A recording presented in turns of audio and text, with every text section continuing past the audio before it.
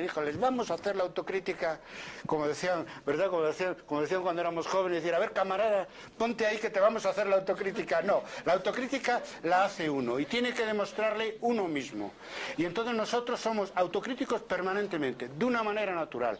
Pensamos que los debates están para estar abiertos permanentemente y uno tiene que ver cómo sus propias ideas las va adaptando a los cambios del debate y de ahí y no solo los debates diarios en internet, sino a los materiales de los congresos, que tiene un formato más académico, y cuando saquemos una revista entre congreso y congreso podremos hacer debates en una forma naturalmente más académica, sin que tengamos unas posiciones preconcebidas, inalterables, ni cosa parecida. ¿Y qué otra cosa podemos hacer? Si estamos tratando de seguir como un caballo, tratando de montar un caballo que va a galope. Y no solo es el galope de la historia, que está cambiando la historia con cierta rapidez, es que es el galope del cambio en nuestras disciplinas y del cambio en la propia universidad, que muchos no lo ven, pues porque no lo siguen. Pero bueno, hay gente, y pongo ya y termino, que en la Revolución de Octubre de 1917 estaba haciendo bordados en su casa y veía pasar unos soldados que se dirigían al Palacio de Invierno. Entonces, bueno, otra vez otro follón, que andan ahí los soldados rojos ahí, que no sé qué, con unas armas que a dónde irán. Pues señor, está cambiando la historia, están haciendo un nuevo siglo y están haciendo un nuevo mundo. Y usted no se ha enterado. Pues nosotros lo que tratamos es de enterarnos a dónde va la historia, a dónde va la escritura de la historia. Por lo tanto, en ese caballo hay que aprender a montarlo, y para aprender a montarlo tienes que mantenerte en pie y ver a dónde te lleva, y si a dónde te lleva ese caballo loco es a donde tú quieres ir, ¿no? Y ahí estamos, en esa dialéctica entre la reflexión y el debate, la investigación individual libre y los acuerdos mínimos para poder seguir avanzando.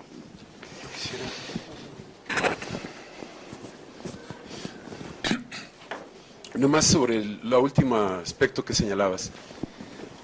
No hay historiador imparcial, ¿sí? Quien nos diga que es imparcial nos está engañando.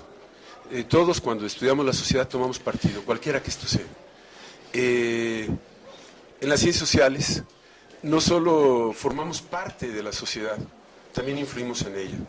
Y bueno, basta recordar a los historiadores mexicanos del siglo XIX, a los grandes. Todos ellos tomaron partido, independientemente del partido que fuera.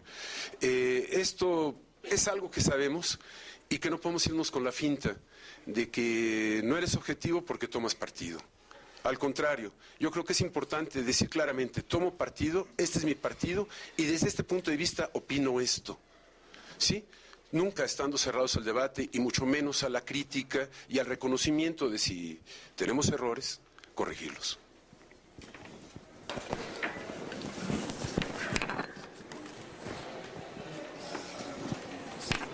¿Alguien con la pregunta? A mí me interesa la historia inmediata.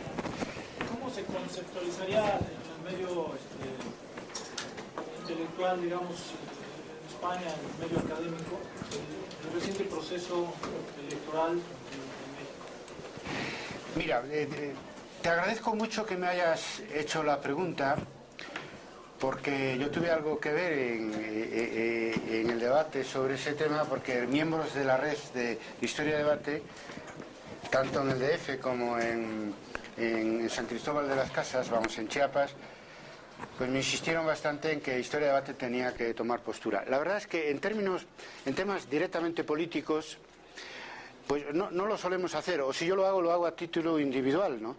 Y efectivamente recogemos firmas, etcétera, pero generalmente cuando afecta a historiadores o un tema que afecta a lo que es en general el compromiso historia y debate, que son con los grandes valores, ¿no?, de la justicia, de la igualdad, de la paz y tal. Pero en ese caso yo hice una excepción y sacamos un documento de firmas que fue coordinado por el profesor Boris Berenson de la Universidad Nacional Autónoma de México, y yo hice unas declaraciones que salieron en la jornada de los días siguientes al 2 de julio, sabiendo que en nuestra red, incluso dentro del grupo Manifiesto, hay opiniones diversas sobre el tema del 2 de julio y el tema de López Obrador. Pero es que, claro, si le damos libertad a los demás, tenemos que darnos libertad a los propios organizadores para opinar.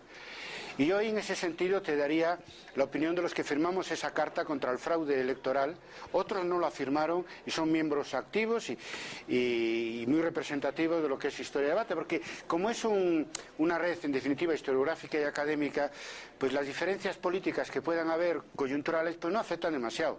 Fíjate, eso se notó, y pues volveré al tema del fraude electoral, cuando surgió el tema de Chávez, nuestra red en Venezuela se dividió, se dividió tremendamente y logramos hacer un debate serio, respetándose los interlocutores y sin menoscabo de que todos eran firmantes del manifiesto de Historia de Debate y podían debatir sobre Chávez y sobre lo que eso significaba, y había gente apoyando, colegas apoyando a Chávez y otros en contra en la oposición. Sin embargo, cuando surgió lo del 2 de julio en el debate que inmediatamente se produjo de Historia Inmediata en nuestra red, las posiciones fueron favorables a López Obrador. Yo eché de menos que, como otras veces, aparecieran posiciones contrarias al López Obradorismo, ¿no? Y favorables, pues si quieren, a Calderón o a lo que sea, ¿no? Hay posiciones intermedias también entre uno y otro. Y no se dieron porque probablemente, lo digo con toda sinceridad aquí, porque somos sinceros, porque son también miembros de nuestra red y como a lo mejor algunas veces yo por eso no tomo postura individual, porque se pueden sentir, no sé, como influidos por el hecho de que yo tenga una postura, y en ese caso la tuve, porque yo lo veo muy claro a distancia. Yo me sentí indignado con lo que pasó el 2 de julio. No entro en las menudencias de lo que pasó, pero lo dije en la jornada y además eso se difundió por la red y es una libertad de la que yo no me privo tampoco para opinar sobre las cuestiones de actualidad.